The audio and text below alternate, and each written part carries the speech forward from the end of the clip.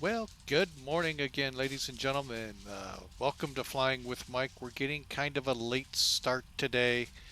It's been one of those kind of mornings. One, getting X camera up and running, checking audio, and dealing with a little bit of diarrhea. So, yeah, we'll put it out there. But anyway, hopefully the stream will go better. And I didn't mean the pun there. But hopefully we'll have a better run at it here, and we'll get into Oakland on time. Like I said, we are going to Oakland. Hang on a second so I don't cough in your ear.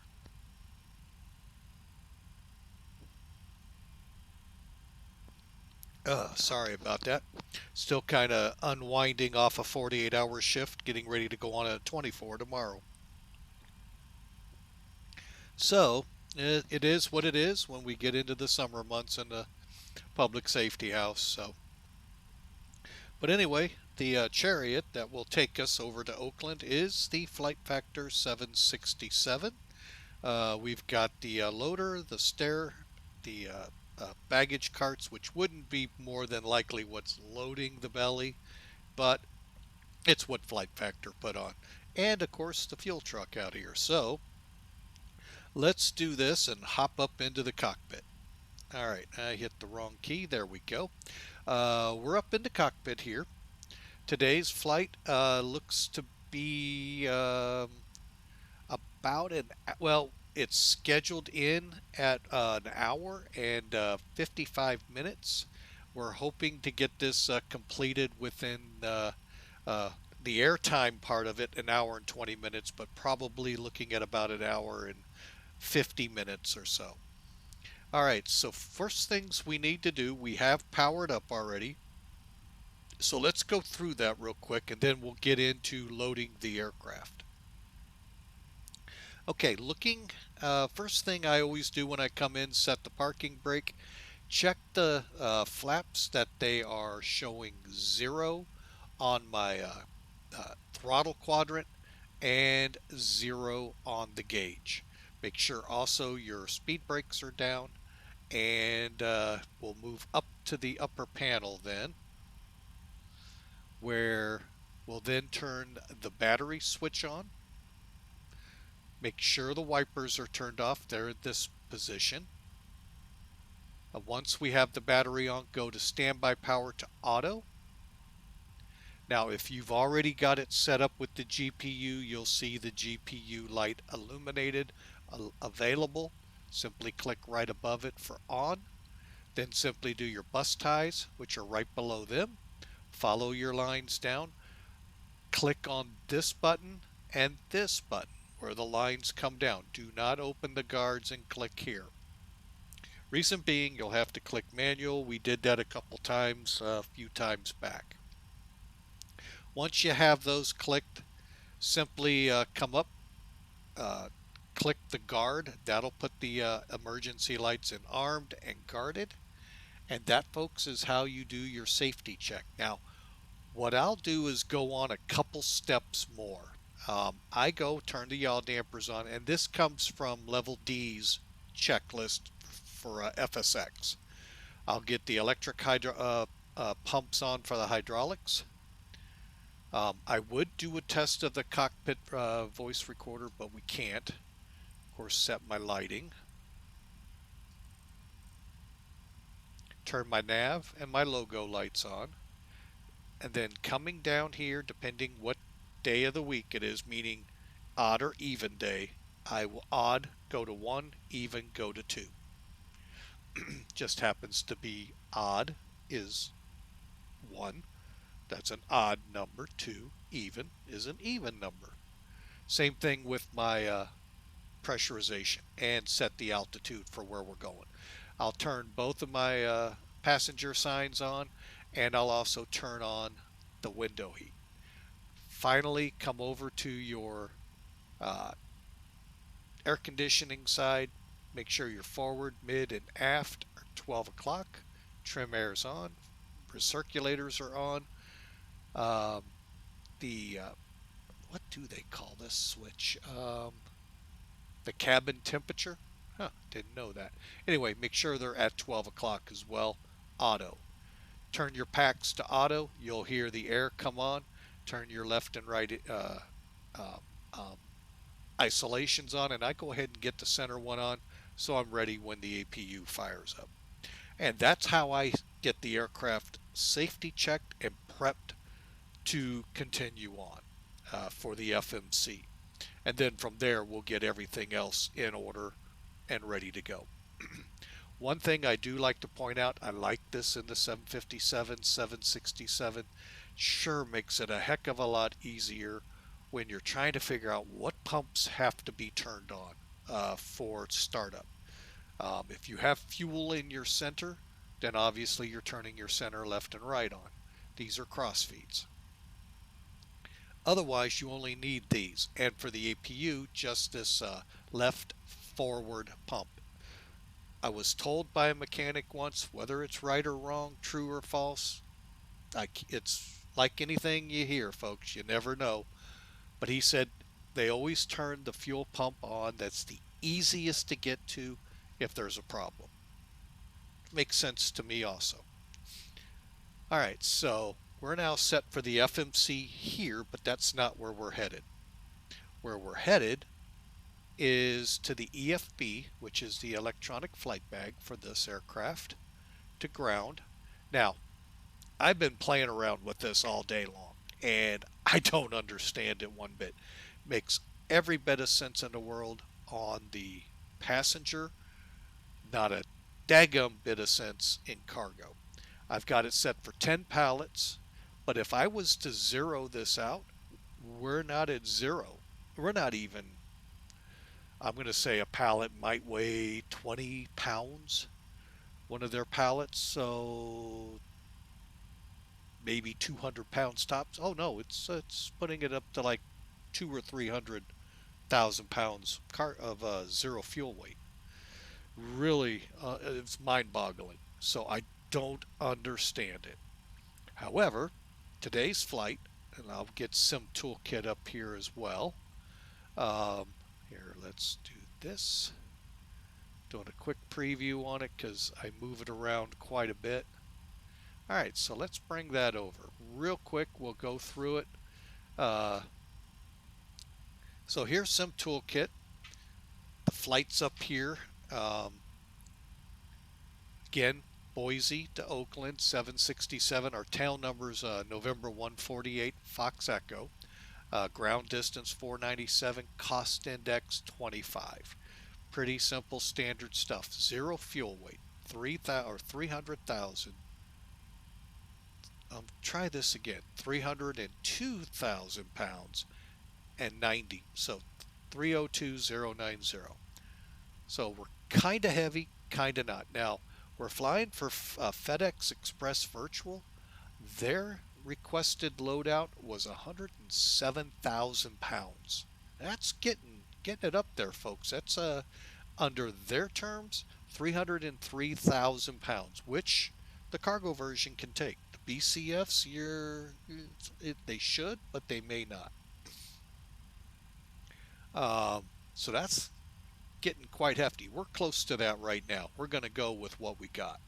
I also have Professional Flight Planner and Top Cat ready to go as well.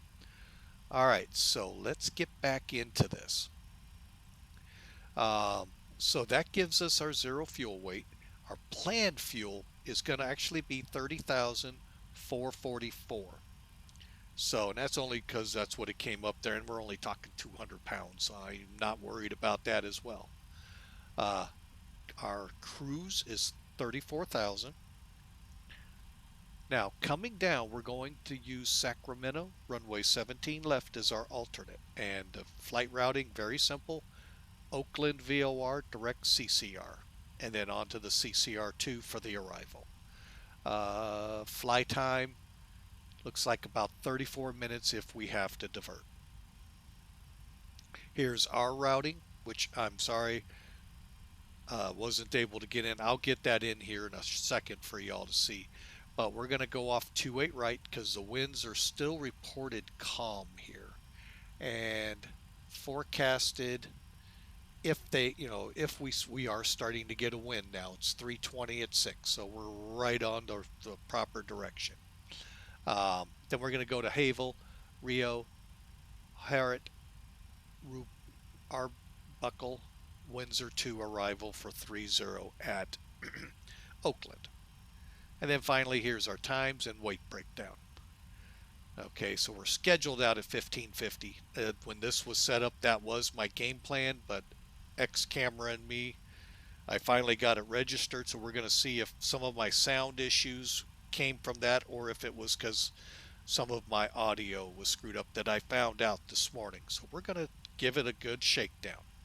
So we're looking again at an hour and 40 minutes in the flight. All right, so that breaks this down. Here's our load sheet. 302,090 for the zero fuel weight. All right, so that's all there. I'm going to go ahead and get rid of the SimPro or toolkit. Okay, so now you see where the 302 came from. Again, I have no idea how this thing really works. I'm looking for a video out there that can really explain this to me, or some documentation out there, because it makes no sense. I did optimize the CG, and we got a center of gravity of 21. And mean aircraft center, I believe, is what MAX stands for. I'm probably wrong. Let me know in the chat so I can be more correct with y'all. But I believe that's what MAX stands for. So, just firing up a computer at the same time while I'm trying to talk, and that never seems to work. All right, so as you can see, we have stairs, chocks. These are the loaders. GPU fuel truck, you saw those, and then the air conditioning and loader unit are up there as well. All right, then in order to load, this is the key thing to load this airplane. Make sure your door is open, your main, all of your cargo doors. Then you can click load, and it takes some time, folks. I hate to say it. So wait a minute, load, and it's going to be telling you this. The other way you can tell when it's finished, come up top and you're going to see your fuel where it's supposed to be. Again, 34, so it'll be 30.4 in this box right here, and it'll split it out across here, and there's your fuel temperature, by the way. All right, folks, so we are good to continue on with getting the FMS up and running, or FMC, however you want to say it, flight management computer or flight management system. But first we got to make sure our lights are set up right, which I'm coming back down. We're going to turn this one on as well.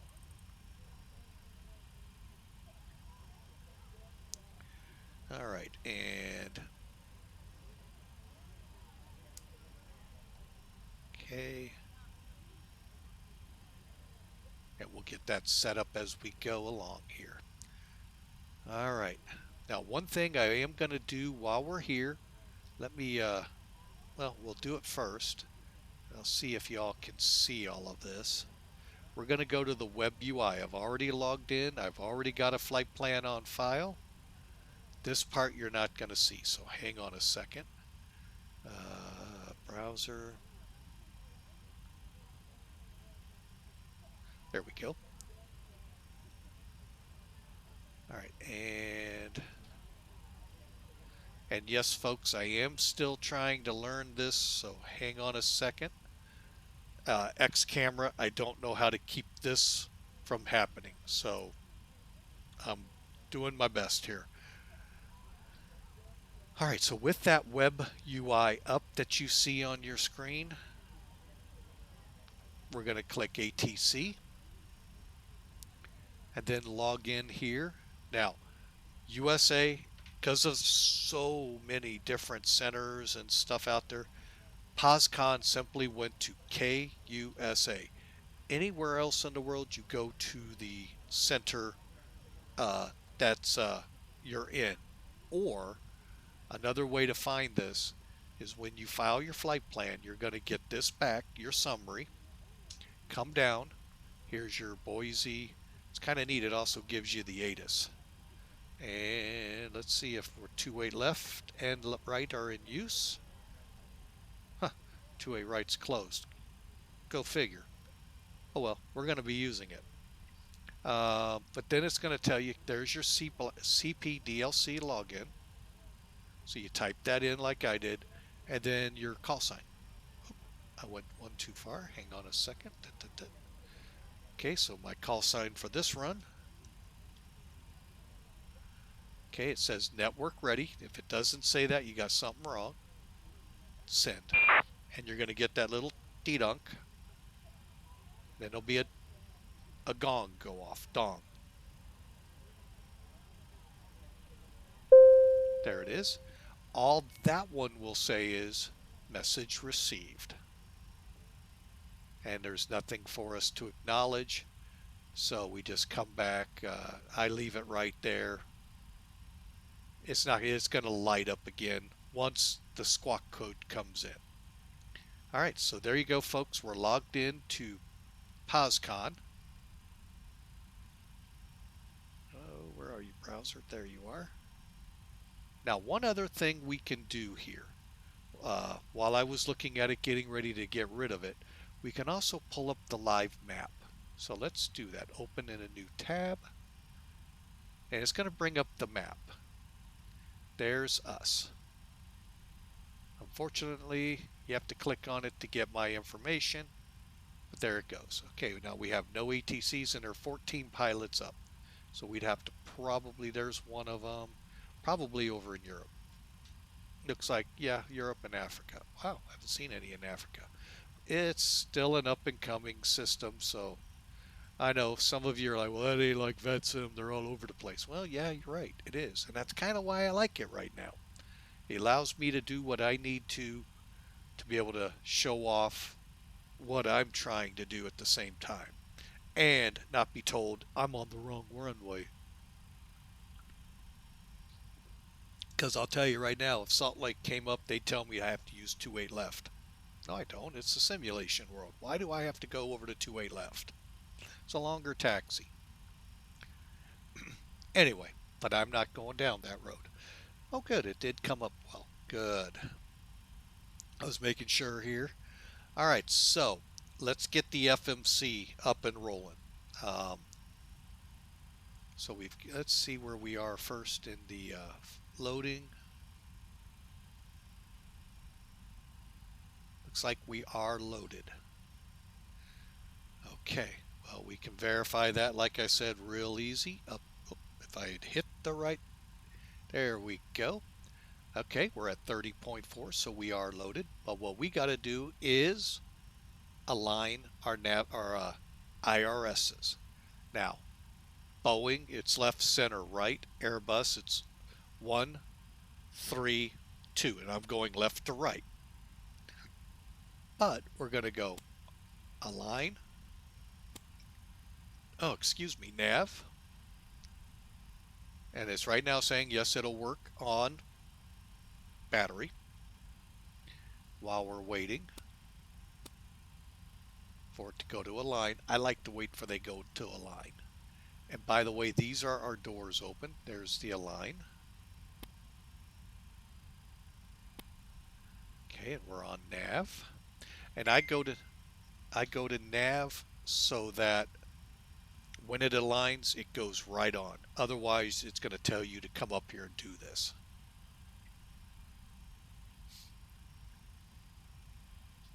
And I don't really know what this timer is for, folks. I'll be totally honest. It's not on the level Ds.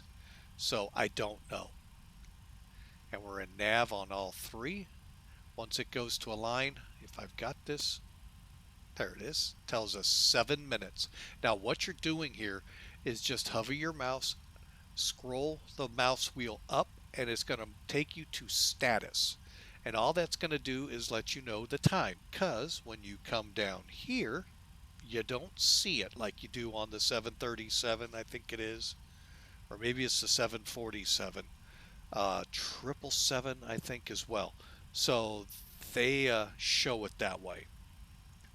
Otherwise, you don't know where you are in the alignment. And I don't know if that's a real world feature or not. I know it's on PMDG, and I know it's on this aircraft, the Zebo, and well, Airbus does it a whole different way. Those are the ones that in the 7.4, I think I get a time. But anyway, I digress. But that's just a little tip for y'all. While I'm here, I'm going to go ahead and click those on so they become active. All right, so we know we have the IRS aligning. So let's come here and get the FMC out. Well, you know, I ought to do like the Airbus checklist. Let's get the McDo out. Actually, if you notice, it says that. This is great. Gotta love Flight Factor. They do give me a good laugh. Anyway, so here on the FMC, we have the 767. All we're doing is confirming correct engines, AirNac up to date till May 20th, and the rest of this. Then we go to position initialization. Type in the airport you're at. In this case, KBOI. Type in whatever airport you're at. There's our coordinates. We're going to just take the ones right here under GPS position. They're going to be close, and punch it in there. Go to route.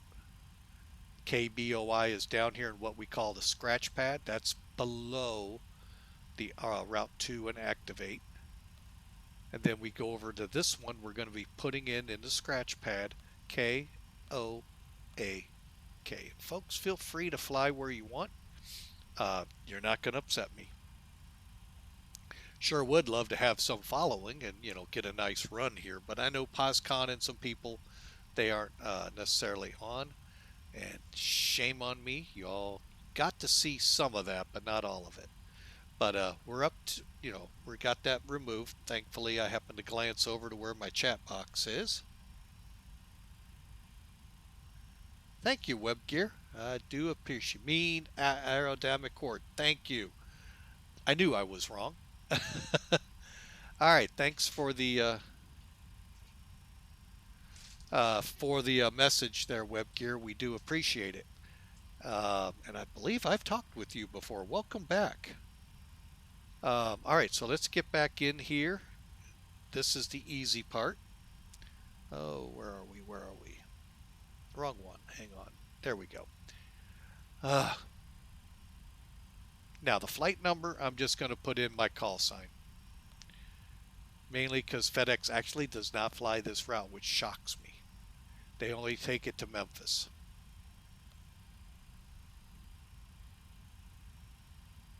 Okay. Now, some of you will put your runway in. I put the route in first. Then I come back for my runways. Either way works. Oh, that drives me nuts. Hang on a second. Let's see. Getting my route. Let's see if it's going to be perfect. All right, so the routing was HYVAL.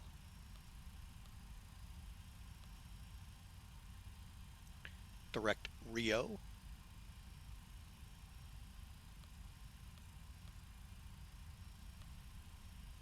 Direct Heart.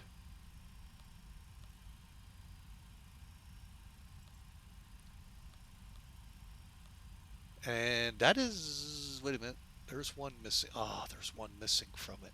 I was hoping it would be nice to me. RBUCL.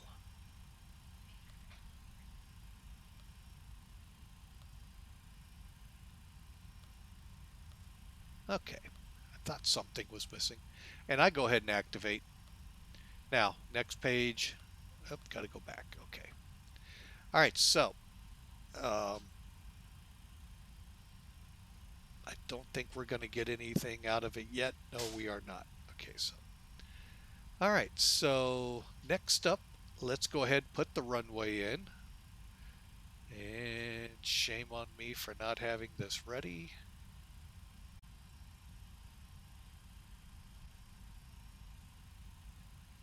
All right, so there are no departures to put in, so that makes that part easy. And I'm just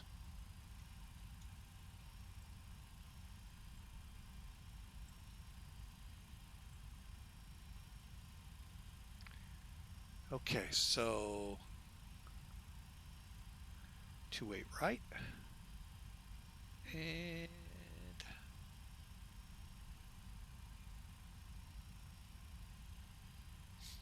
all right, there we go. So I'm set up now. I'm a little more prepared. Sorry for that, folks.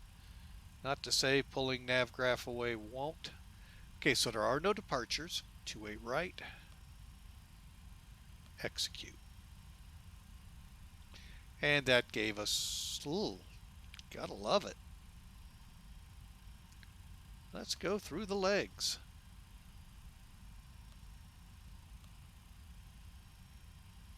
Go ahead and put in the arrival, only the arrival.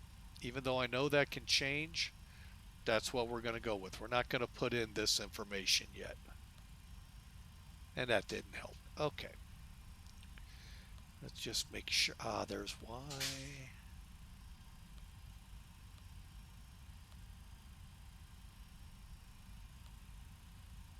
Okay, so there we go, folks. It's going to take it a little bit here. 28 right out of here. Hyvel, Rio, Hart, Rupkel.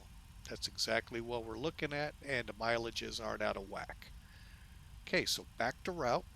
Let's save.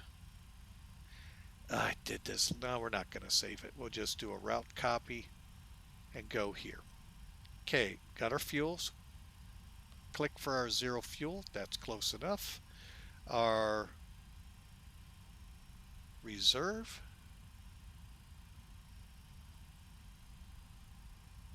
Looks like 12. We'll call it 12.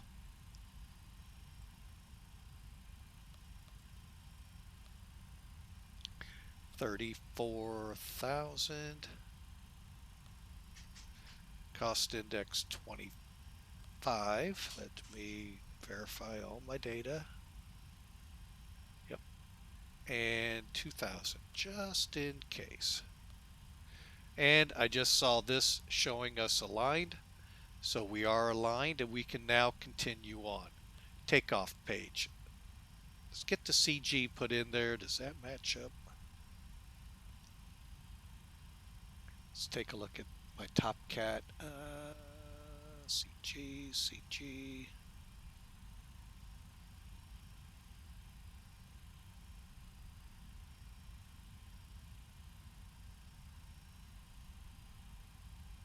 Okay.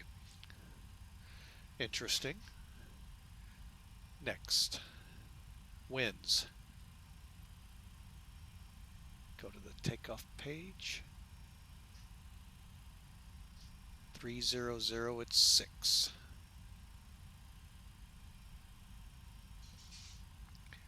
So 300/6. Don't know how to update the slope, but I'm going to go to, we'll run with that. I haven't done that. Outside air temperature is at 11. They show 12. We're going to go with 11. All right, next page puts us right back where we started. Now, I'm going to do a couple of things here because you don't get this information. SimToolkit pulls from a website called SimBrief. They do not give us takeoff information. However, I have TopCat and Professional Flight Planner. We'll see how the two stack up. Professional Flight Planner is about an hour and a half to 2 hours hold. All right, so takeoff. Get rid of the 10s.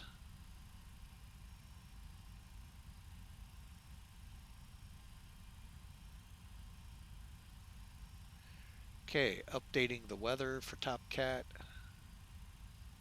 Okay, go to ACARS, takeoff data. Now, what's going on here? I'm using inside TopCat, the ACARS program. And TopCat comes from the same company that does Professional Flight Planner. And this brings back a strip, if you will. Very similar to what pilots would get when they send their data off for a quick performance analysis. That company responds back with it.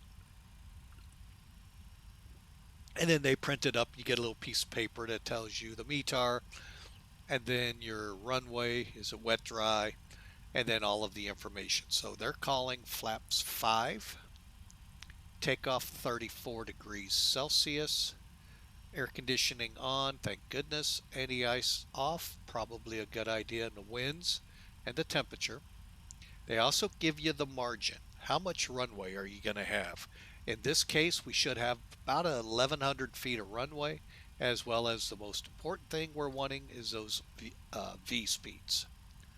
So they're calling for 34, so we're going to put 34 right here in the thrust CCDTO. Flaps 5. Boom. And then if you turn reference speeds, click there, there they are. So I'm going to scroll down and see how close we are. Actually, we're not far off. We'll go with the V1. I'm going to go ahead 150.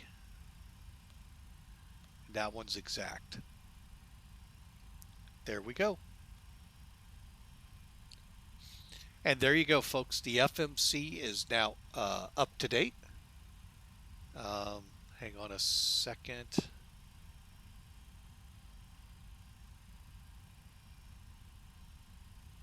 And all right, we're actually doing pretty good here, folks. I just wanted to see where we were. We're getting very close to startup here. Now, this is another area where I differ. Let's see if things have calmed themselves down here nicely. 92 from top, okay. And they're calling we should have about 20,000 pounds of fuel. All right. One thing I am going to do, just because it annoys the heck out of me, put these guys in map. It's just an annoyance to me, sorry. And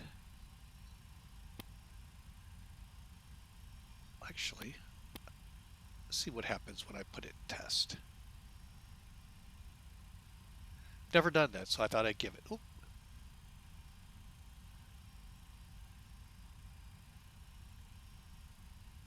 I think that's all I'm getting.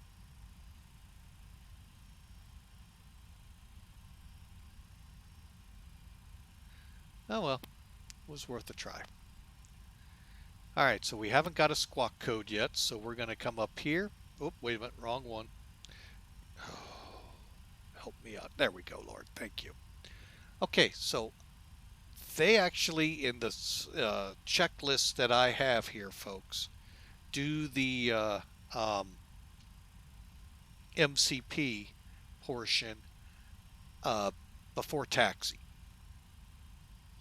I'm going to do it now. Why not have it set up before that? So our takeoff was 156. I go one plus 10. Runway heading.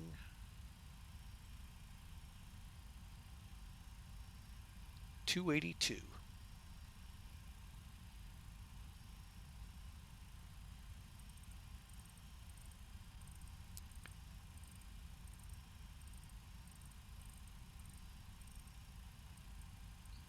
And we will set for 34,000 right now.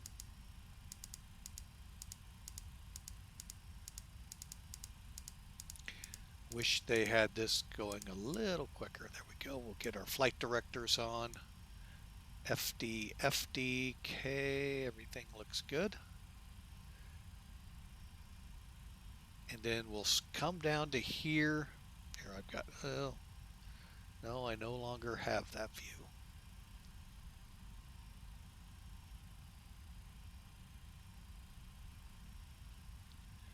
Okay, so we want to make sure our DH is at 200.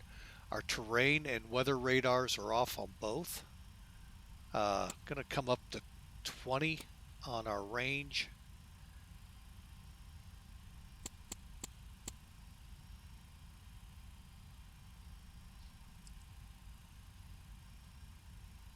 Okay, so we can't turn those off. Okay. Alrighty, so we are now set up to finish up the upper panel. Okay, we're just going to go through some I've already did, but we're just going to go through so we don't miss anything. Okay, so the yaw dampers are on. Left and right EEGTs are on. They're in norm and guarded. The center hydraulic seat 1 and 2 are on. All others in auto.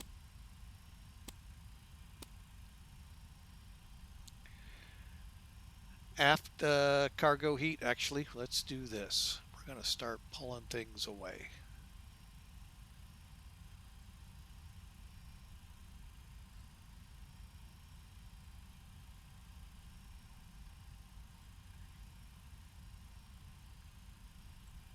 Okay.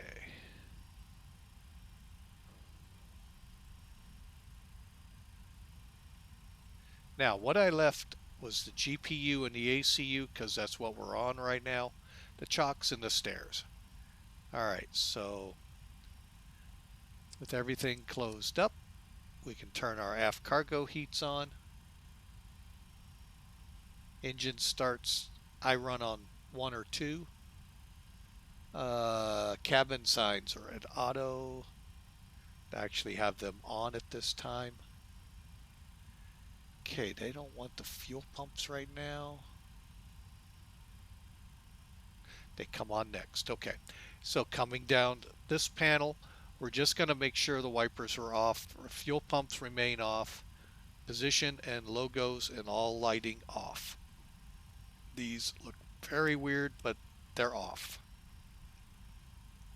Okay. I thought maybe we might hear something, but we can't. So cabin altitude set. We're set for auto 1. Equipment cooling. That needs to be at 12 o'clock auto. Set your cabin chart and dome lights to your liking. Same with your individual lights. Here's your current cabin temps. Make sure again they're at 12 o'clock auto. Trim, left and right recircs are on. And I'll look at that just a second, see if it shows. I don't know if it does. I'll be totally honest with you. And if it does, I'm not sure I'll be able to find it because I'm not sure of where that would be on the FMC. Auto and auto for the Pax, and that rounds up our overhead. Let me get down here and check.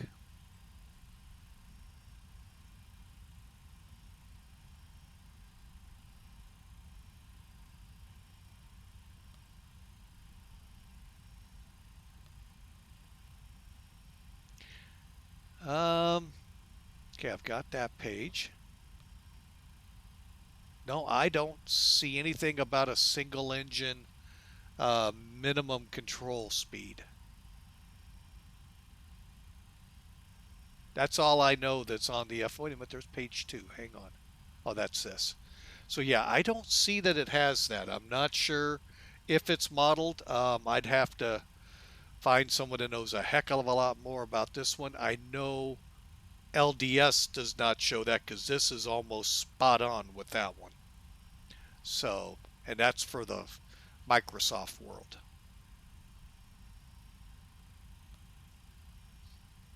All right, so trim 4.1. I just wanted to get that because I'm going to need it here in a second. Okay, so let's move on. We're going to do the APU startup. That checklist is, as you can gather, probably real simple. Fuel pumps on. APU start.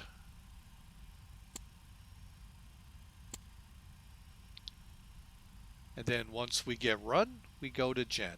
And I go down to here one more time so I can watch it. Spooling up.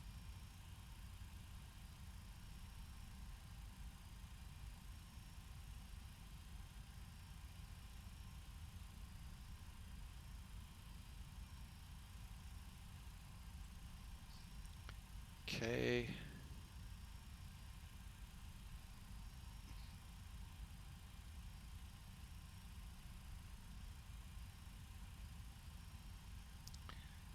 And I'm just curious. Oh, I didn't turn on the utility buses. See, there I missed something. Okay, that's back to on. Just want to check.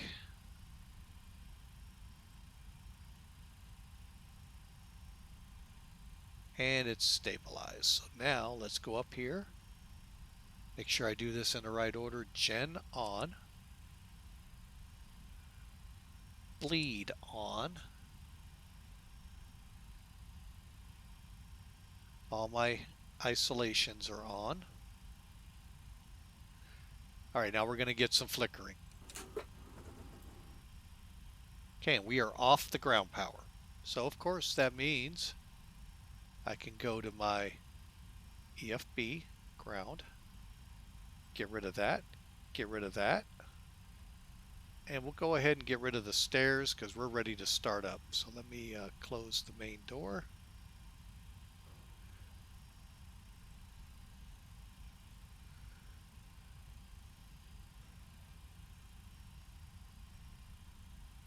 There you go, folks. Only thing in place right now are the chocks. We'll just do kind of a, oh, can't do that. But anyway, usually I do a walk around. But anyway, just to make sure everything is closed.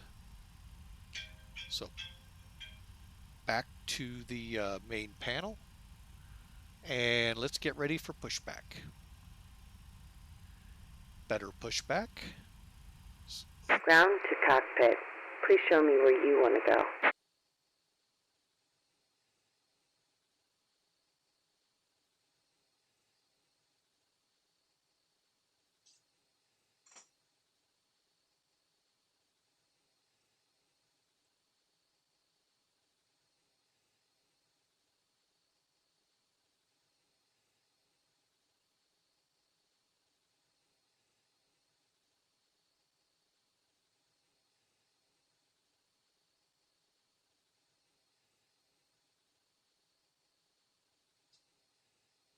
I'll be honest, I don't know if it'll do this, folks. So we're going to try something this tight. Ground to cockpit. Tow is driving up. Switch to engine. Okay, so doors are closed. Here we can check. All our lights up here are out.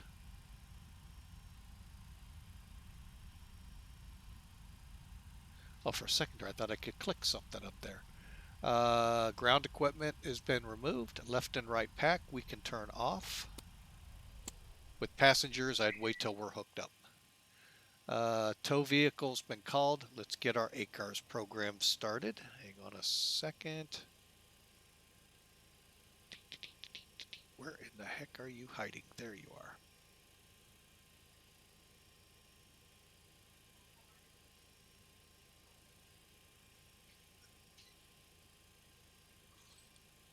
Okay, all doors and hatches are closed. Ready to connect. All right, she's almost there to connect, and I'm just doing some checks here.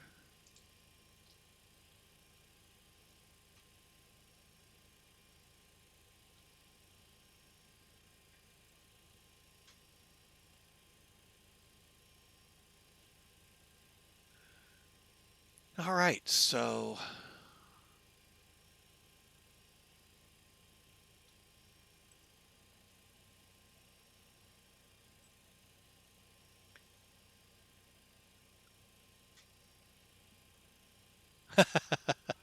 Tow connected and bypass pin inserted. Release parking brake. Hang on just a second here, folks, and I'll get that parking brake. Reason I was snickering, my wife showed me a picture of my middle daughter who, for the last 2 years, I believe it's been, trying to get a Missouri license plate. She's from Illinois, so she had Illinois tags, but the problem is Illinois doesn't give you the title. Missouri does, so you then go get your plates. And it's been a battle. It's amazing she hasn't been ticketed yet, but it's, praise God for that. So, but anyway, yeah, it's been quite funny. She finally has her Missouri tags. Oh, quite hilarious. All right, so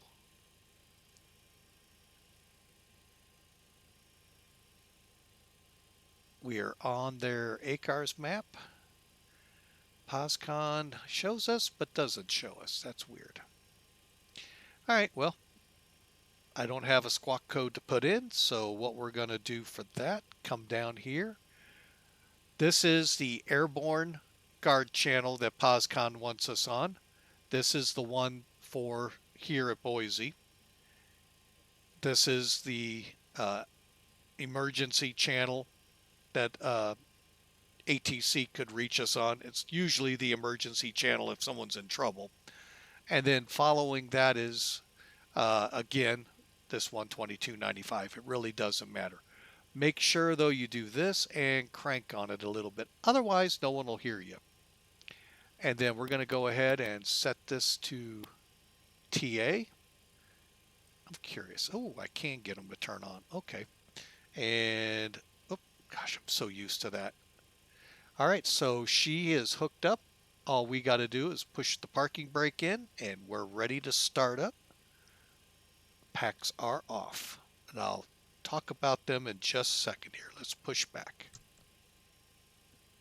Starting pushback, and you may start engines. Okay. In this aircraft, as with the 737, you have to have in X-plane fuel on the plane. That's actually not a requirement in PMDG, but you have to have the fuel on.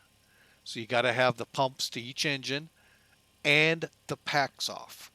Then you'll be able to go from, and I start number 2 first, then number 1, or right and then left. Got to go to ground. Okay, so we're pushing back and we're spooling up. Now, when it gets to this red line, folks, that'll be 20. Once it crosses that, you can kick them on. Okay, it's past the red line. Just take your, well, move your from cutoff to on, and that'll crank them up. Yeah, you can tell it's a little annoying to me. I'm getting used to this X camera. Hopefully, we'll be able to fly the flight decently with it. Looks like it's pushing us back the way I told it. And that flicker is the generator for that engine coming on.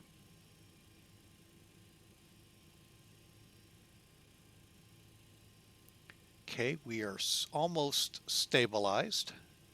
She's going to have us push back. Operation complete. Go ahead and set the parking brake. My guess is disconnecting tow. Stand by.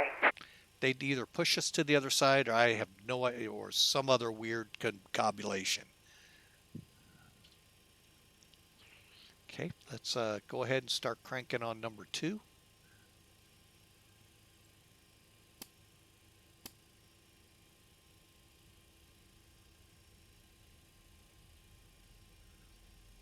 Okay. Again, once it passes the red line, we will be past 20. Just move the fuel control switch to run, and then we'll spool up.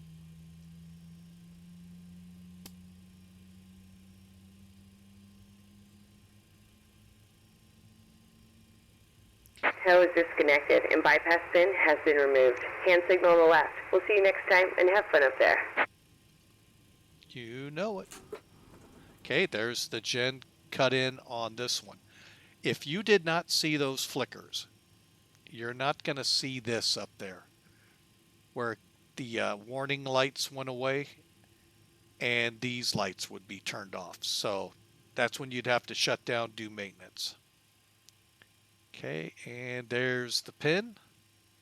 So let's go ahead and do the after start checklist. Okay, parking brake is sent, tow vehicle send away. All right, so let's go up to the upper panel. Left and right hydraulics on. We don't need anti-ice.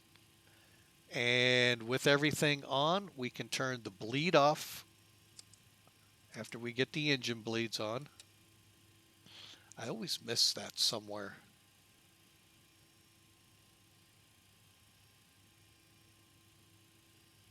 Oh, there we go. Okay, and then we can turn our packs on. Okay.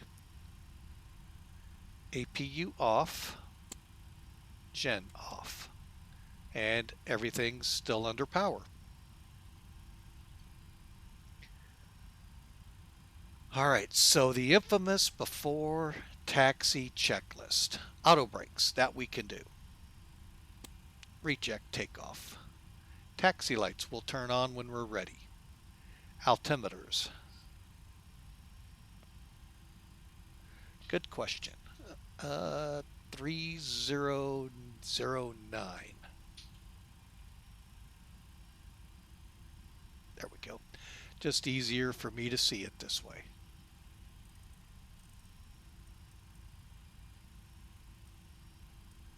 You're going to get a warning that we're not agreeing right now. That's perfectly fine. We'll fix that in a moment. Now, they do have a, there it is, a little hot spot here to help you out with that. When you come up to this little screw that's right here, you'll see an arrow. Click on it. If we go over to that side, bear with me as I find it, you'll see it's been set. Oh. Alrighty. Now, the VORs need to be in auto. I can't see the other one. Both are in auto. Right there and right there. Flight directors are already on. Speeds already set. Runway heading already set. Initial altitude already set. State trim. And we're going to pull it this way. And we need to go to 4.1. If you're never sure, go here. It's right there, 4.1. Which is pretty close to where it is. Okay, stab trim, flaps. Set those to 5. And we'll verify.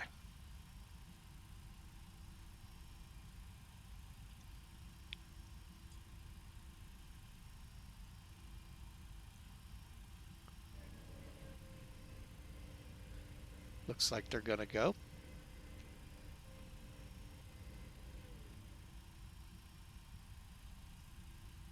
Maybe.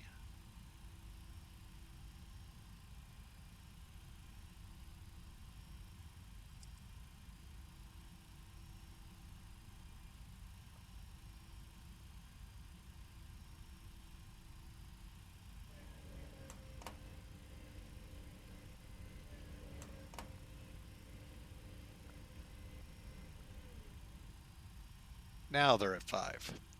Okay, now probably wondering why did I bring up the status panel. We'll get into that.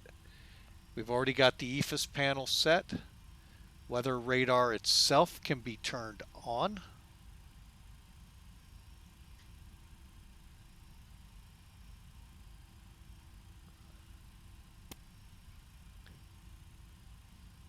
Okay, there we go. And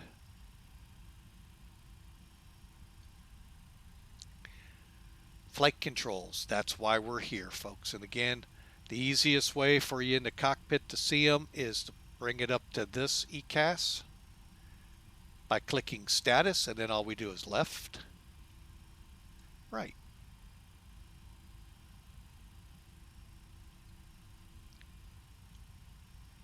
Checking the elevator. Okay, and then the rudders.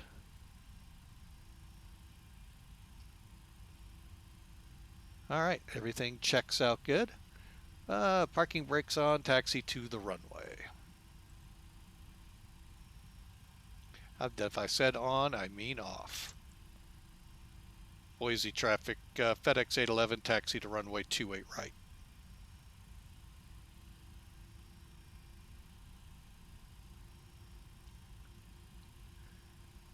And we're off.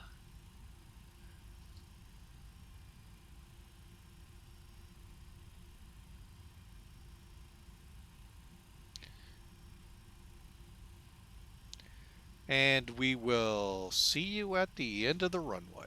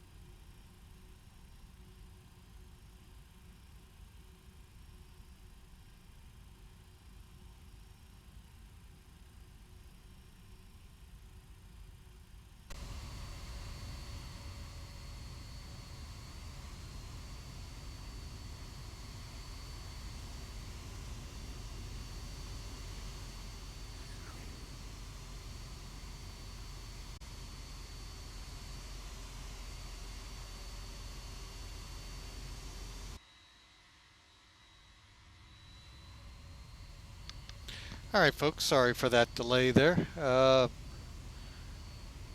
We had to facilitate the facilities real quicker than I was wanting to. Now, the aircraft coming in here, they should be live traffic, as there is no traffic on POSCON. So, and it's not AI traffic. They'll go right through you and it won't do anything. So, good and bad with them.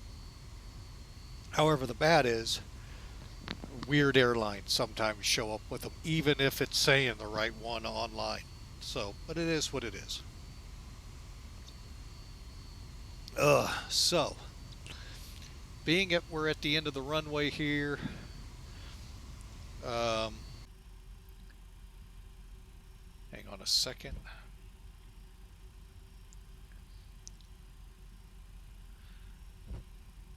We'll go ahead and get the wing light on. Okay, so speed brakes. They are off, flaps set. Runway lights and edge lights are edge lights. And landing lights will turn to on. Well, the runway lights are already on. We'll turn the, oh, I noticed I didn't turn the beacon on. That's on me. But we'll get the strobes and the runway lights here at the runway. MCP is set. AT auto throttle on. And we'll get these two on. Now that's cool. Hang on a second here, folks.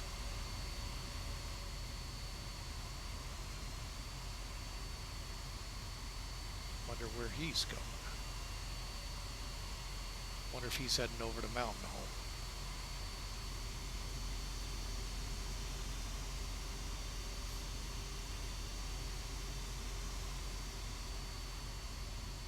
Alright, so that was pretty cool. Like I said, sometimes you see some interesting things here.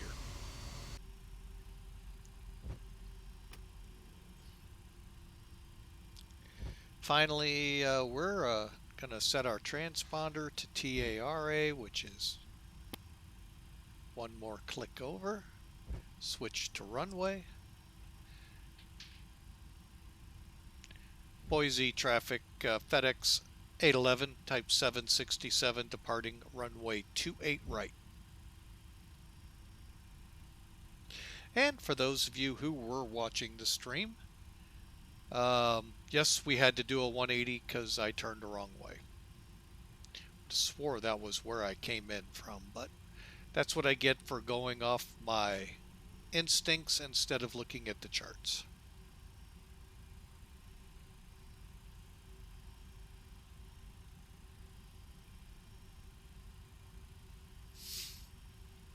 Okay, here we go.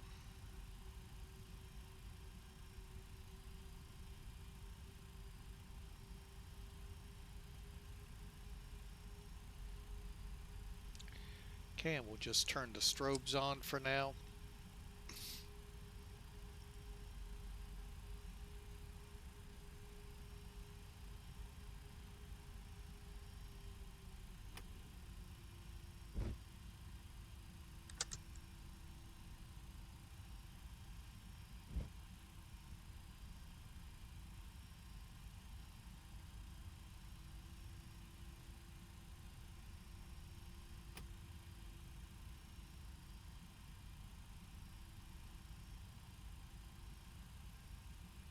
Oh, and one thing I forgot to mention that ACARS program gives me, hang on a second.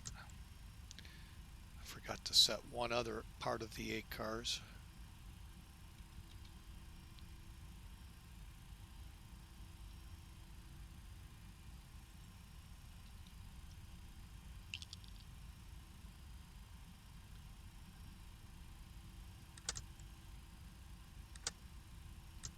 Okay, let me just put my flight plan into this one real quick.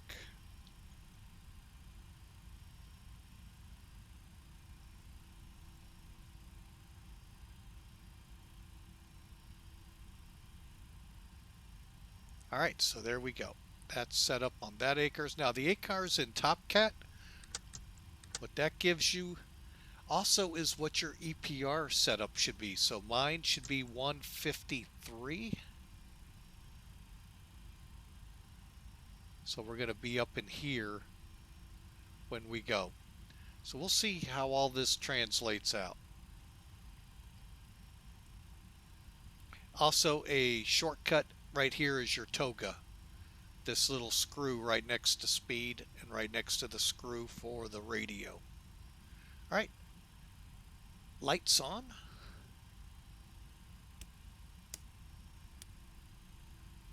Timers on.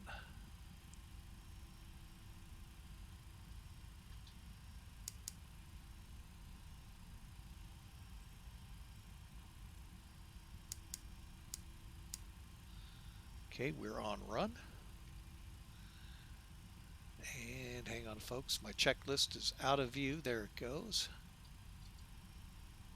Thrust levers to 70%. We go to 6. Well, it'll be close to 70. I just line them up with this half of the circle, and we go from there.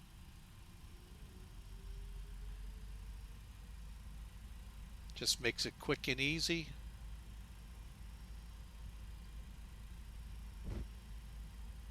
Toga.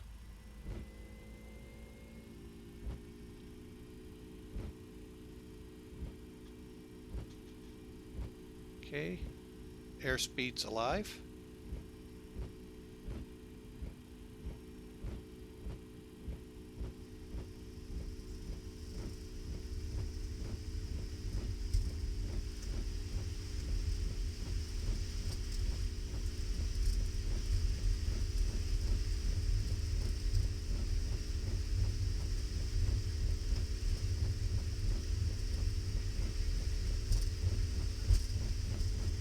D1.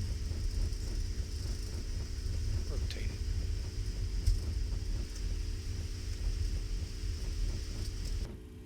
Don't sink. Don't sink.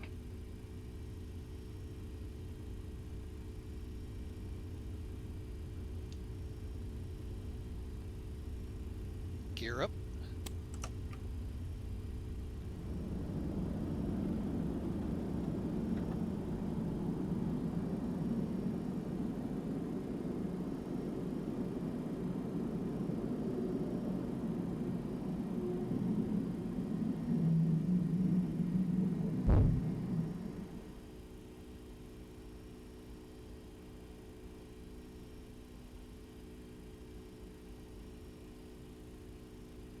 All right, so now we're gonna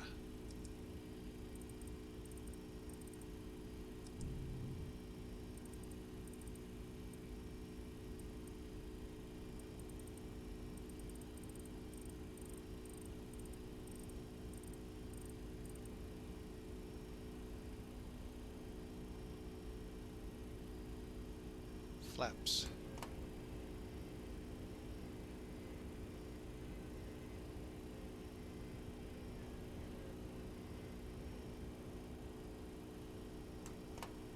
Okay, and we are cleaned up flap-wise.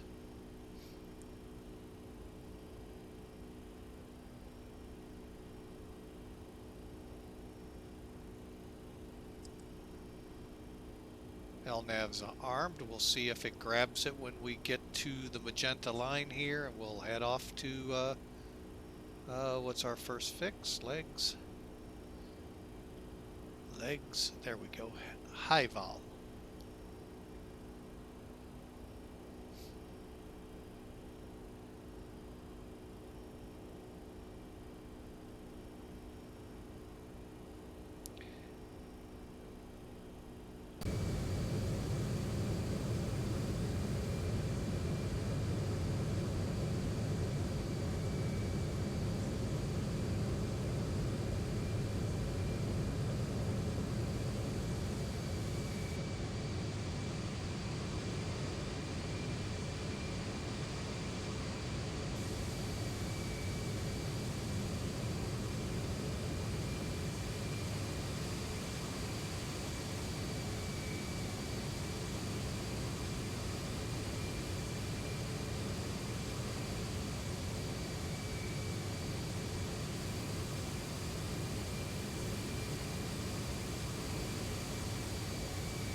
You know, sometimes I think X-Plane overdoes this effect on the wings. That's just a little too much. Wish I could find a way to turn those off. But let's get down here, see where we are. We're at 8,000 feet. We've done the after takeoff checklist. About to do the 10,000 foot. And we're cleared direct. So let's go direct.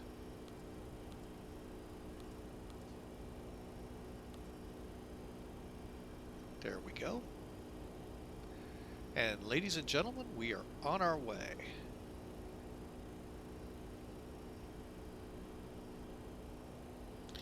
One thing I am going to do now is turn on terrain on this one. And bump us out a couple. Likewise over on this one. Punch us up on radar. Never did receive that squawk code. Interesting. Alright, well, we've got her set at 2,000, so, you know, that is universally the instrument one when you're... Okay, hang on a second. Something didn't turn on right.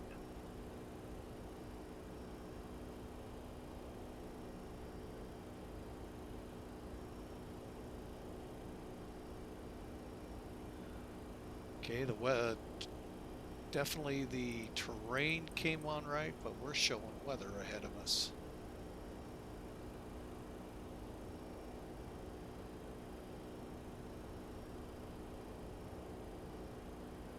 Hang on, let's just make sure we're in auto.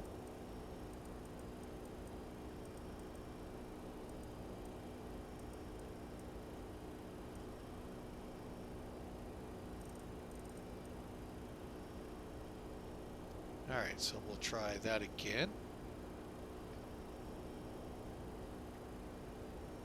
Alrighty, so we are climbing through 13, so let's get our lights off.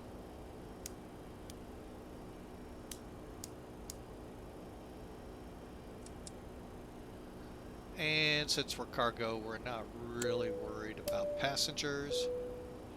Since we only do have us in the cockpit, we are free to move about. Steve, 10163, hello, hello, how are you? Hope you enjoy the run. We're going to Oakland. Feel free to join us. We're up on POSCON today, only because I wasn't sure if San Francisco, Oakland, whatever they're called, comes up today. All right, so I am going to go on mute. I'm going to play the music. My wife's getting a phone call from work.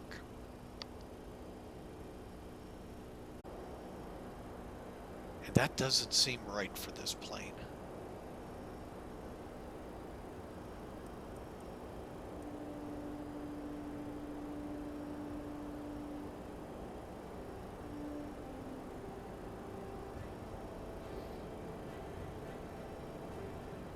Okay, we're gonna see if it levels off now.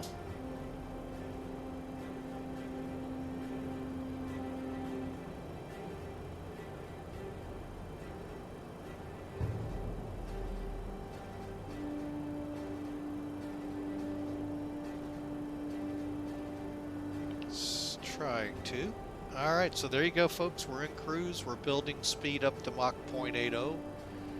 I think that's what all of my performance data is around.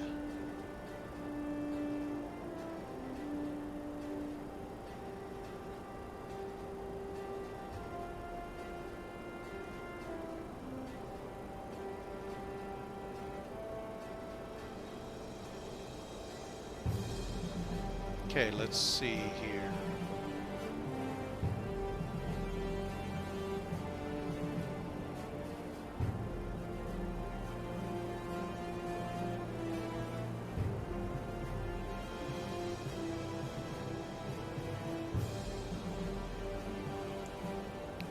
Because we should be truing out at about 466, 67 ballpark. We're not close to that. Let me check my flight plan.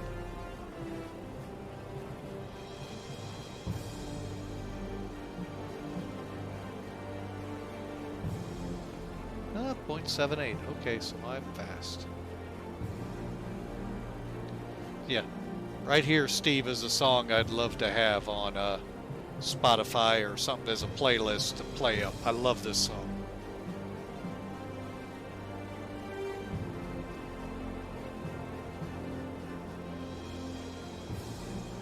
What is this one? Stars Align. Yep.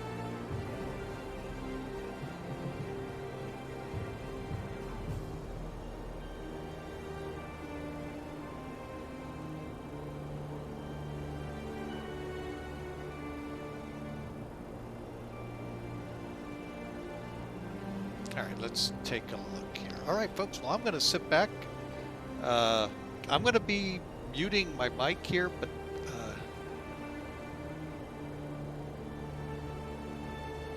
did you accidentally do MAV? Oh, RNAV?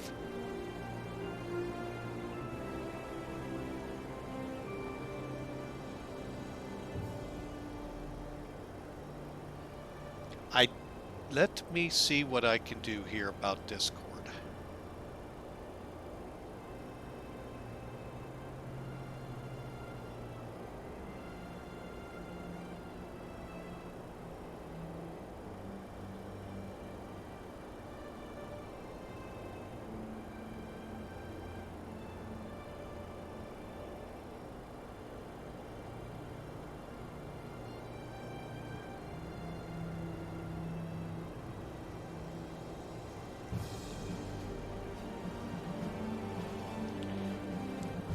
Okay, of course. Well, actually,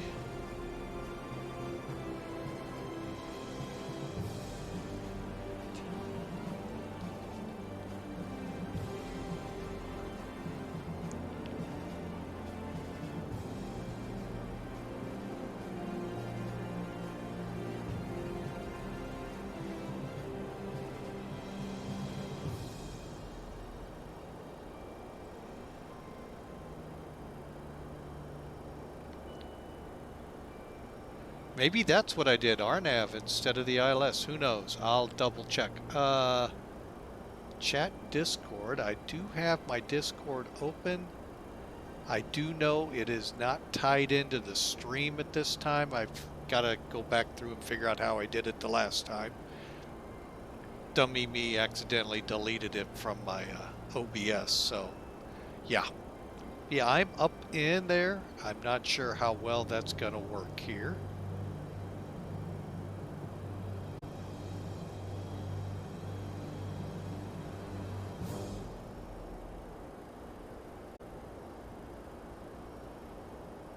Just gotta make it extra smooth.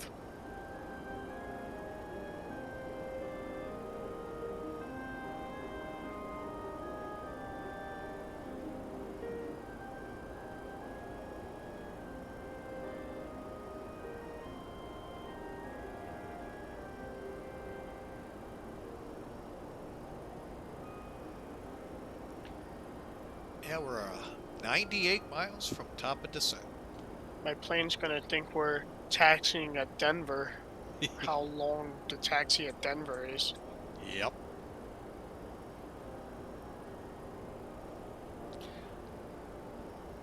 Yeah, out of the cargo bin. Yeah, that's a. Unless you get lucky and get the well, going north or west on the runway just south of the cargo area. It's a long run. Yeah, I've gotten off. Let's see, I've taken off. You know, I think it's 3-4, the one that's the 16,000-foot long runway. Oof. I've gone off there, and that was a long taxi down. I didn't get our warning lights on here because we're on the runway.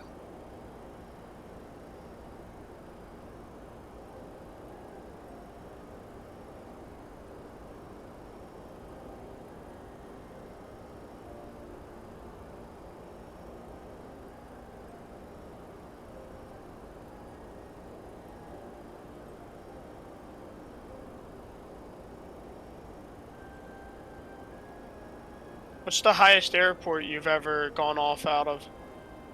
Or landed Was the out? 747, and it was the highest commercial airport out there. SLLP, El Alto, South America. Oh, you've gone into La Paz. Is The that La Paz? 7-4? Into 74 was a pain in the rump to find that airport in X-plane, but went around a couple times and finally figured it out. Wow, that's high altitude flying. 10,000 foot runway, 10,000 MSL.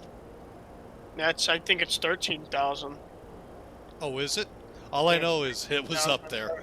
I've gone in one even higher. Actually, the actual highest airport in the world, ZUDC, I believe, is the ICAO. It's an airport in China. They only fly the A319 there. 14,475 feet. Oh, MSL. wow. Yeah, because the one in South America claimed to be the high. Maybe it was international. There was a claim it had, but I'm not sure. It's crazy, and then I don't think the 7-4 can really fly there, but Worked that day. yeah. I just can't imagine living 2 miles above sea level. Highest airport I've ever flown into and taken off was in the 7-4 at least was Bogota, which is 8,360 feet. Yep, that's a good airport. I like that one too. I like going into Bogota. And Quito. Quito, I don't really like the approach in, but it's a pretty nice airport to fly into. And Mexico City, but Mexico City has too many speed restrictions. Yeah, I've done Mexico City, Bogota. I love, especially in the 47 coming in on the 30s, I think it is, the RNAVs. Those are fun. In Bogota? Yeah, if you come in on the On 1-2s, you got the ILS. The other way is RNAV. No, it's the 1-3s and 3-1s. Okay. I've always gone in on the ILSs. Yeah, I came in now a couple times the other way because of the winds, and they're fun.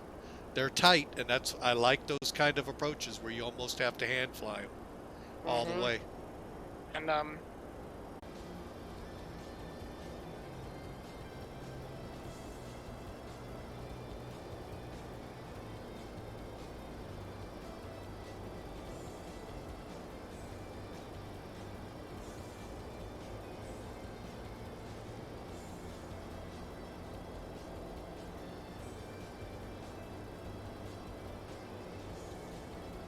transition altitude in Hong Kong, I believe, is what, 9,000 feet? I think it's 9,000. 9,000.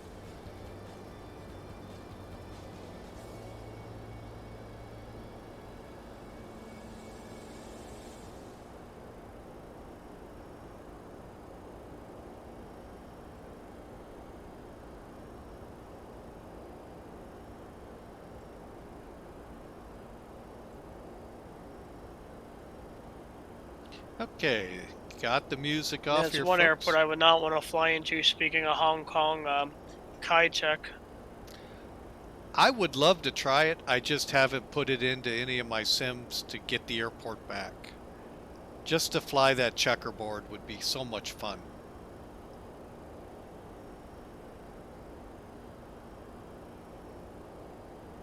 That checkerboard I would love to fly.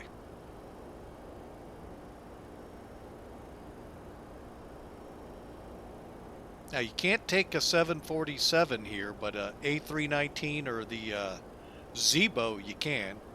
What The airport? Bhutan. You want to try Bhutan out. The what's it? Paro. Bhutan? Paro? That's a wicked approach. Is it high altitude? Yeah, Somewhat, that it's is. not bad, but you got to go RNAV and you're zigzagging through the canyons of the Yeah, Himalayas. yeah. Then you come around a hill to land, and it's about a 7,000 or 8,000 foot runway. That's right. Yeah, I saw somebody do that. You can land a 7.4 there, you can't take it off. It'd be fun to try, that's for sure. Yep. But yeah, I did it in a Zibo, and took me 6 attempts to get it in there. Really? I've never tried that airport. I mainly fly Atlas Air 7.4 and kind of on their routes, and don't think this is really one of their routes, but I just felt like doing it. Oh, I'm sure they fly it in some capacity. That's a Yeah. normal Far East run. I know they do obviously in the Dreamlifter, which I do a lot in the Dreamlifter, Anchorage to Nagoya. Yep. For the Dreamliner wings. Yeah, there's And that then, one. Polar probably flies that too. no, Polar goes Anchorage to Tokyo. Okay.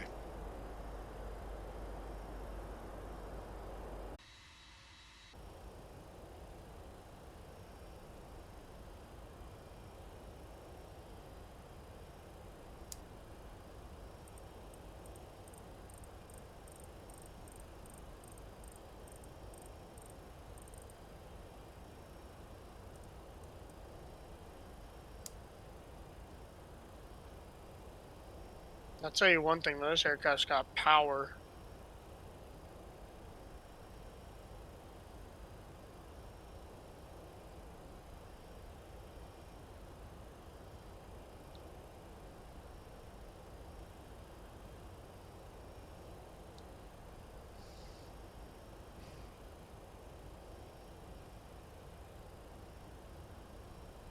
Yeah, this one just doesn't want to slow down right now. I've had those days where the aircraft does not want to slow down, and even when full speed breaks out.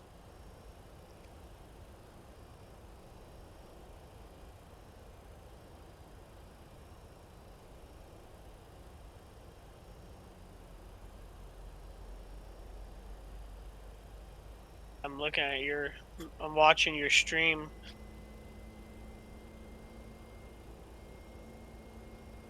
Oh.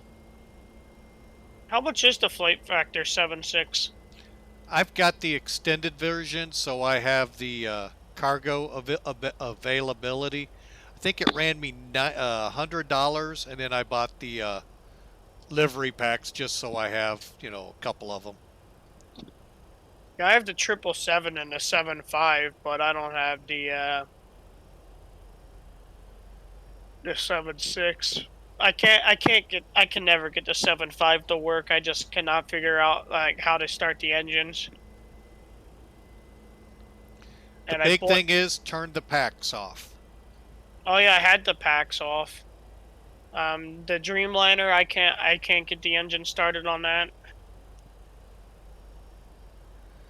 Yeah, the 7.6 and the 7.5 pretty much start up the same way, so. What's nice about the 7.4 is you can start with packs on. Yes.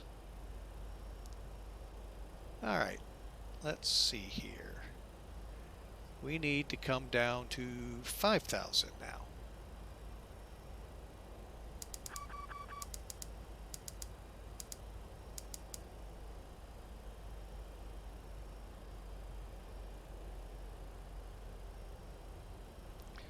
Any speed restrictions?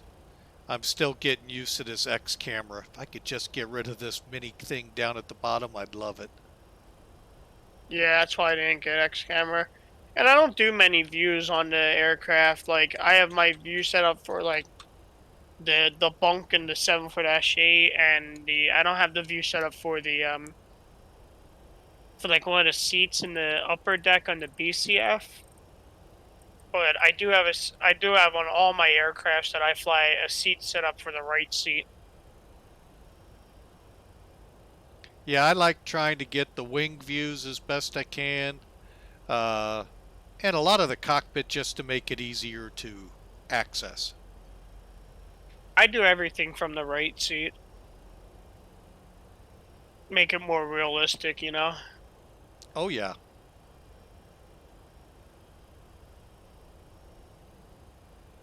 And I might move my camera over slightly to get my FMC, but that's about it.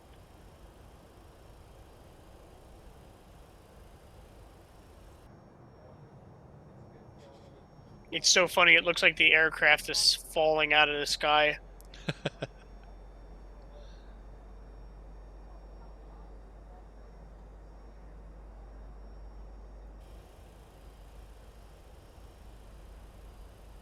It's the highest altitude you've cruised at. I want to say 40, 39, 40,000. I've never really gone above. I've gone actually regularly. I've gone up to 40, 41. I believe I'd be up to 40 on the 40 on the route from Bogota to Miami and back, because I don't know why, but it's like that area of the road where everything's just same flight level. But the highest I've gone was 42. And that was in the 74-8.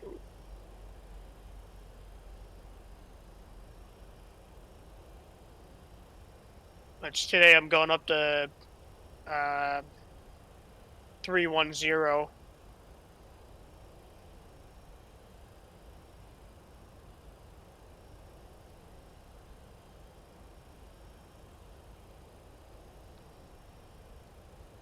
Yeah, all we did was 34 from Boise to here.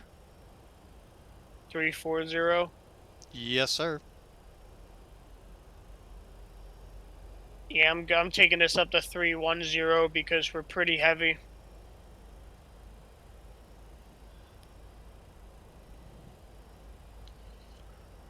Okay. Because again, when you kind of know the aircraft, you kind of know the types of altitudes you can get with your weight. I mean, it'll obviously tell you, but like as you fly it more often and often, you kind of know what altitude you can already really get with what your gross weight is gonna be, which is great.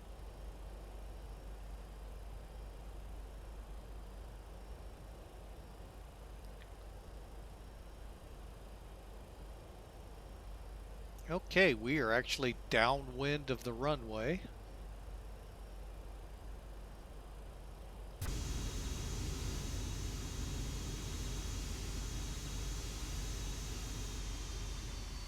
So you make this landing smooth. I'm hoping to. These have actually been pretty fun to fly, these flight factors, so just don't like X-planes throwing moisture over the wings way too much. Yeah.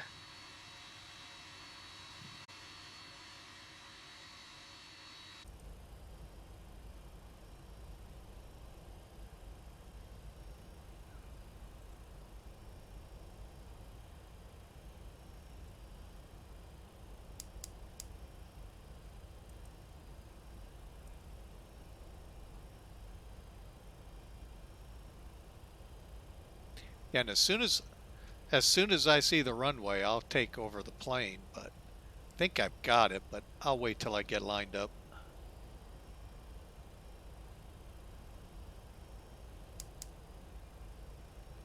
Lights on.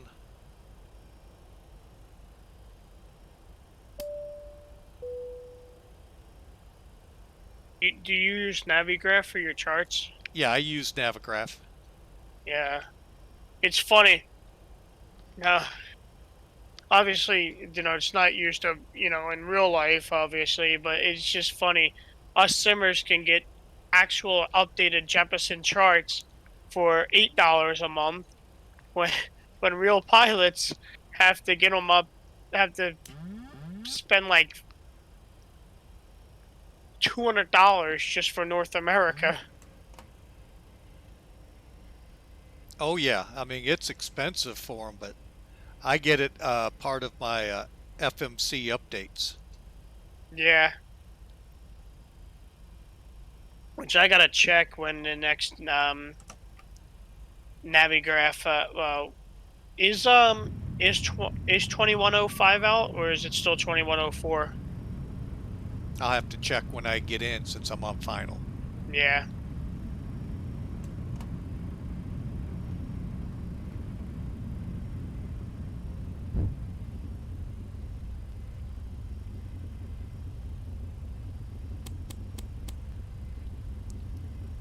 Sink rate. All right, Up. let's get over here. Glide slope. Glide slope. Glide sink slope. Rate. Glide slope. Pull. Too up. Low. Terrain. Too low. Terrain. Too low. Terrain. Too low. Glide terrain. Slope. Too low. Terrain. Too low. Terrain. Too low. Terrain. Too low. Terrain. Glide too low. Terrain. Glide slope. Glide slope. Glide Love when slope. it yells at me like Glide that. slope. Glide slope. Glide slope. Over speeding the hell out of these flaps.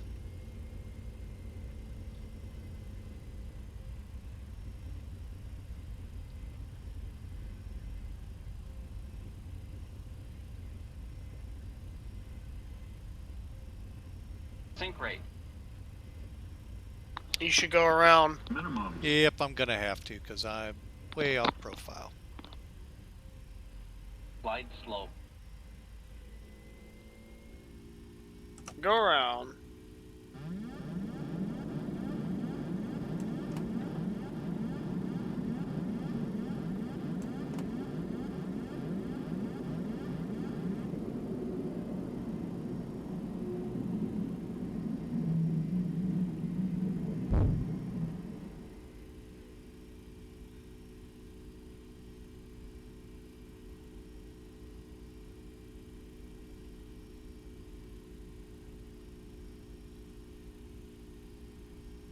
Sometimes I can't read.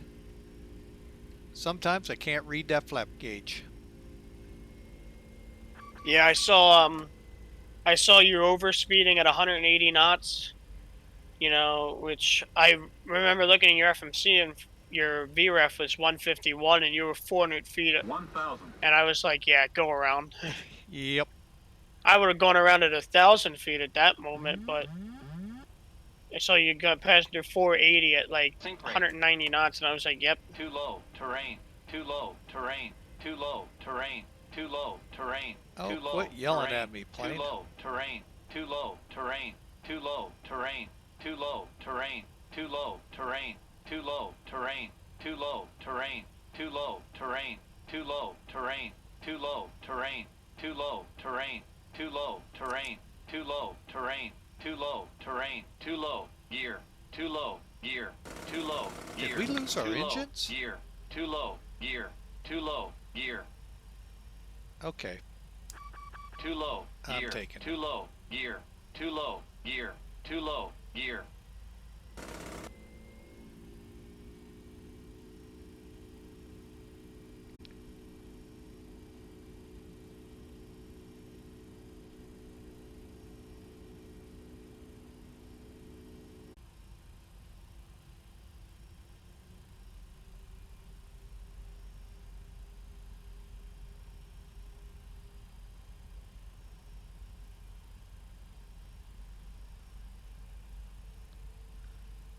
Okay, we'll get the gear down now.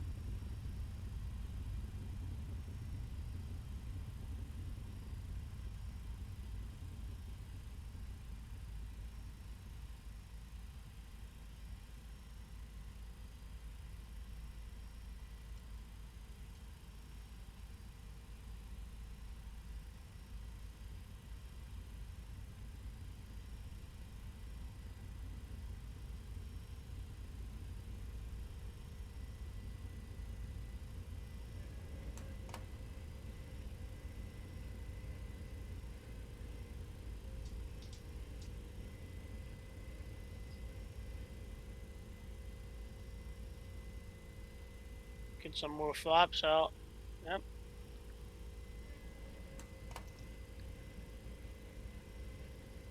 This is the part I hate about X-Plane, trying to find the runway. There it is, finally.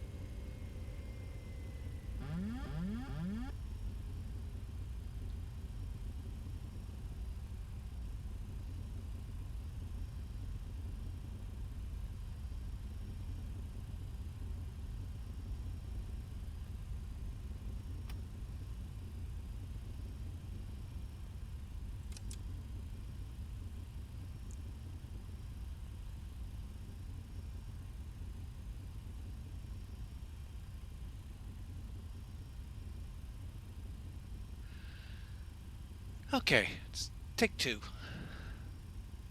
1,000.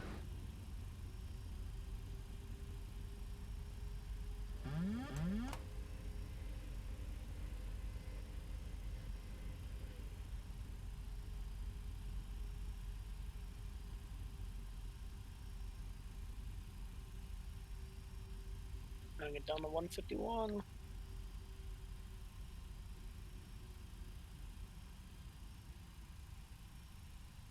Glide slope. 500. Glide slope.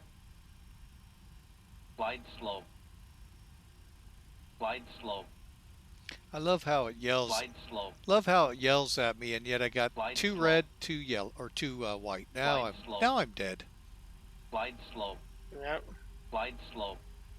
Glide slope. Glide slope. Minimums. Yeah, you just Glide want to slope. keep that on your Glide slope. ref speed. Glide slope. Glide slope. Glide slope. Glide slope. 100. 50. 40. 30. 20. 10.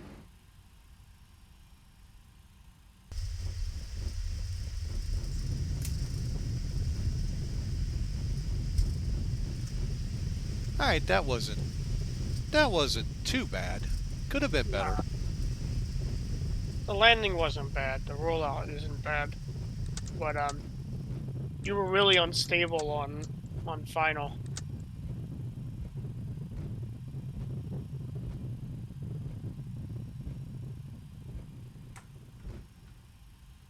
Just from what I do is I'll let the aircraft fly itself down to 1,000 feet, and then I'll take over at 1,000 feet. But on final, like, I'll turn the auto throttle off, and I'll just monitor the speed when I'm coming down, all the way down to 1,000 feet before I take manual control.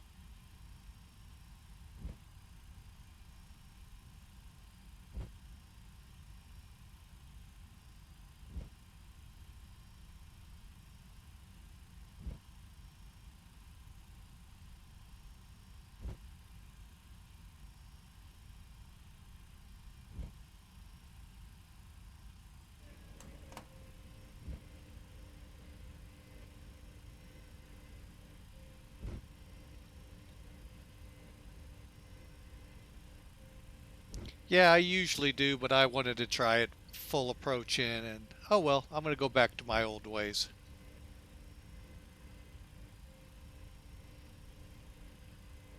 Yeah, I rarely ever hand fly a full 10-mile final, just because it's just too much work getting, everything configured, making sure you're configured, running through the checklist. It's just too much work doing that. So I always get configured for it before 1,000 feet and then divert my attention over to.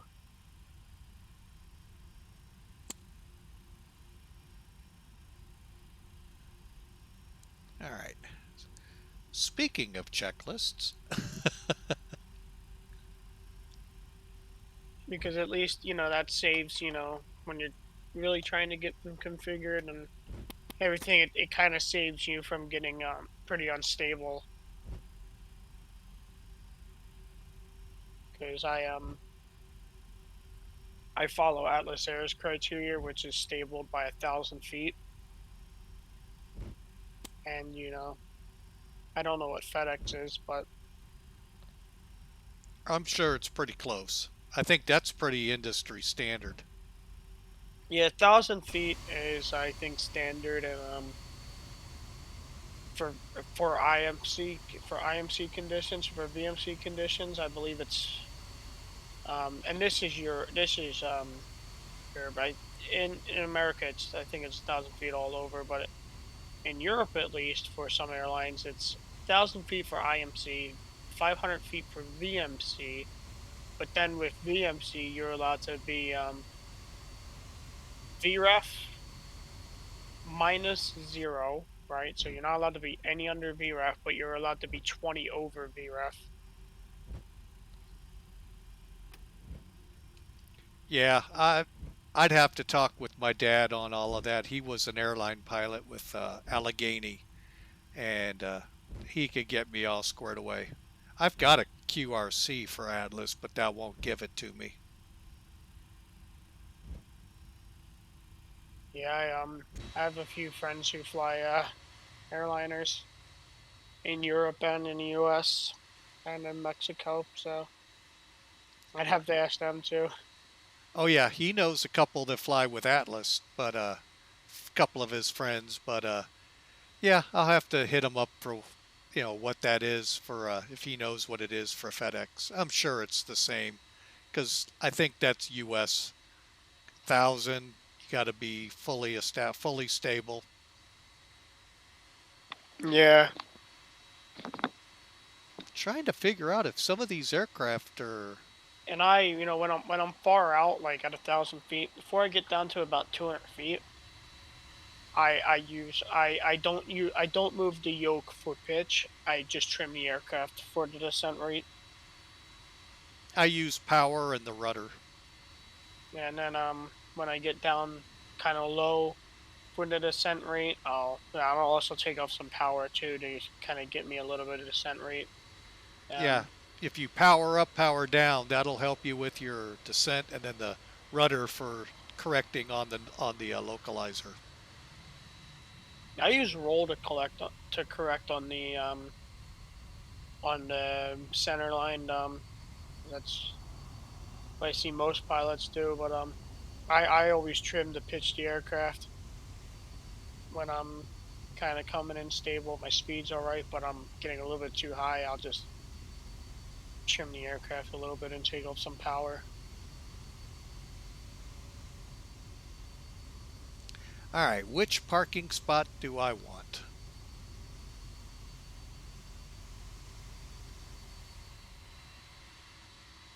Stay right over next to that DHL.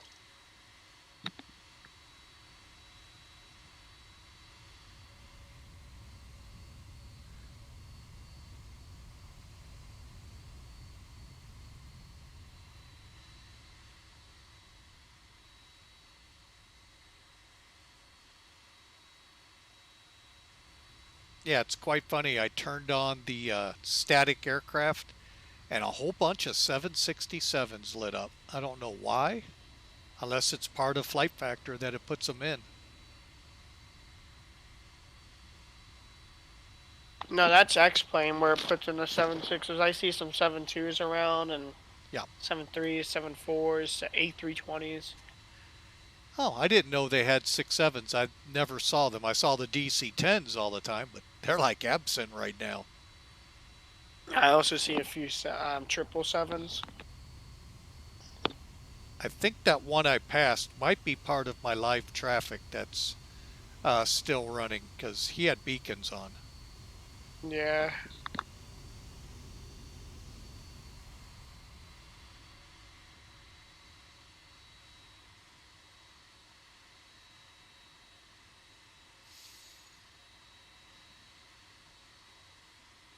And I always kind of keep my aircraft uninstalled until I want to use them. Besides, like the Flight Factor A350 and like the triples and stuff.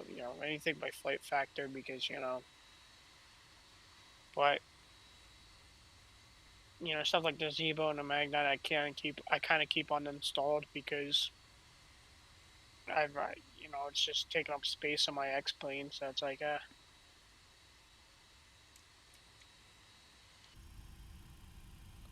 you ever flew to Tolus?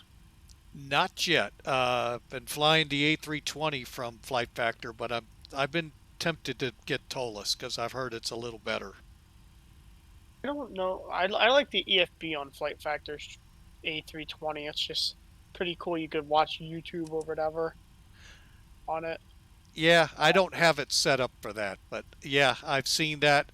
It's kind of funny when I got that A320, all of a sudden, because I put my NavGraph charts on it, now I have to log in all the time.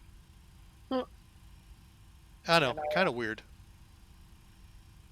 I've flown Tolus A319 and A320 only a handful of times, and I'm not an A320. I'm not an Airbus fan. I don't really get Airbus. I'm a Boeing guy. I like Boeing. Don't get me wrong, I am too. I work with them now out at Mid America with Allegiant, and now that I've flown them, they're not a bad plane. Yeah, Airbus isn't a bad aircraft, but I don't understand the FMC. That's my issue. Yeah, it's a little different, but I've gotten used to it real quick. So, oh, that's not bad. 160 But feet per I minute. I kind of worked around the Airbus FMC. One FMC I cannot work around the ERJ FMC on the ERJ 195. Hmm. I handle I That's one FMC I do not get. I haven't ever downloaded that, so I don't know it at all. It's it's weird. Like you have to tell the aircraft what type of waypoint is it, a VOR, an airport, or blah blah blah. You have to tell it like on Boeing and Airbus, the FMC is pretty smart. On ERJ, it's stupid, literally and figuratively.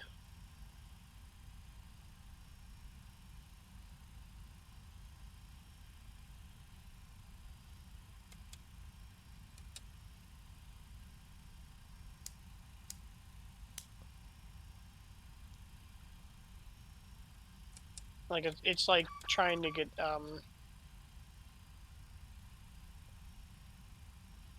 If I had to compare it to something, it would be like the little kids flying on VATSIM. That's how it would be. Oh, really? Yeah, I haven't seen it or ever played with it, so I don't know. And speaking of little kids on VATSIM, Because there's a guy on our Discord channel. He's trying to build a home cockpit around one of the Embraer. I want to say either the 180 nice. or the 190. I want to build a 747-8 and 747-400 home cockpit, like full flight deck. Oh, that'd be so nice. I used to think that, but I fly so many airplanes that I don't think it would be worth my while. I only fly the 7.4s. I'm rarely sometimes like the 7.3 and stuff like that, which I used to fly that full time.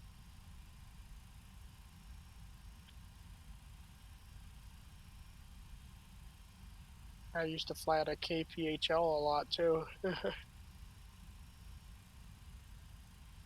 Yep, I flew out of there quite a bit as well when I ran Virtual USA Airways. KPHL is my home airport, so it was kind of like, let's go fly at a KPHL a lot.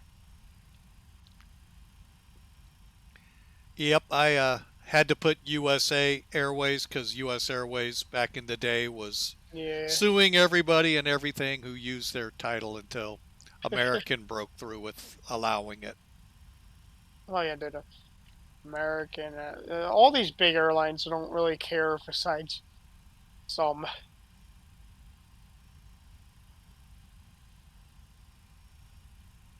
As long as they put, virtual, like American Virtual, Atlas Virtual, Atlas Air Virtual, Well, and they stuff were like worried about their trademark and their names being, you know, the way some people fly them that God forbid someone would end on the wrong website. that.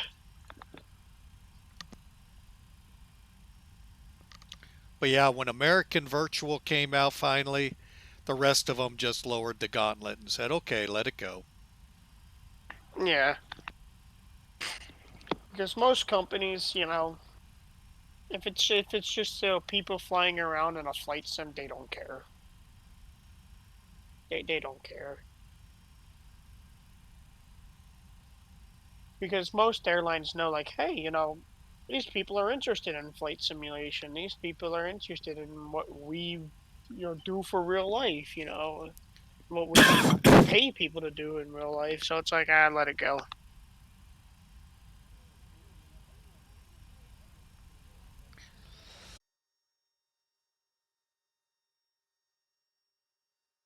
All right, folks. Well, as you heard, we're going to go ahead and wrap this up. I got a lot of learning to do with X camera, still with getting rid of that mini thing down there. But we appreciate you all out here. Thanks to Steve coming over to Discord talking. Hopefully we can get that feature rolling again in the future. So for now, folks, God bless. Y'all have a great start to your week, and we'll see you again on Tuesday. Or, I'm sorry, Wednesday.